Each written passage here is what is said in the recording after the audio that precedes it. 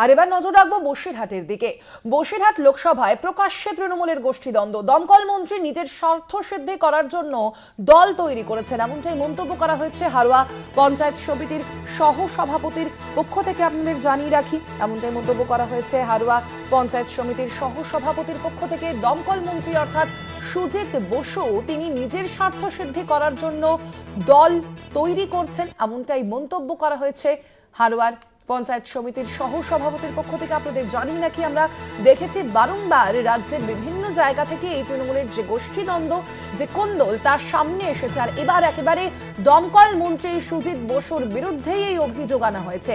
বসিরহাট লোকসভায় প্রকাশ্যে তৃণমূলের গোষ্ঠীদ্বন্দ্ব। আপনারা জানেন যে এই যে কেন্দ্রটি রয়েছে তার দায়িত্ব রয়েছে, তার পর্যবেক্ষকের দায়িত্বে রয়েছেন সুজিত বসু, দমকল মন্ত্রী সুজিত বসু, এবং সেখানেই তার বিরুদ্ধেই এমন মন্তব্য করা হচ্ছে হারোয়া পঞ্চায়েত সমিতির সহ সভাপতির পক্ষ থেকে। দমকল মন্ত্রী নিজের স্বার্থ সিদ্ধি করার জন্য দল তৈরি করেছেন, মন্তব্য করা হয়েছে হারোয়া পঞ্চায়েত সমিতির সহ সভাপতির পক্ষ থেকে। বসিরহাট লোকসভায় প্রকাশ্যে তৃণমূলের গোষ্ঠীদ্বন্দ্ব, এ বিষয়ে ঠিক কি মন্তব্য করেছেন হারোয়া পঞ্চায়েত সমিতির সহ সভাপতি শোনাবো। সুজিত বোস কোন প্রবচনায়, কার কথায়, কার ইঙ্গিতে ফরিদ জমাদারকে বাদ দিলেন?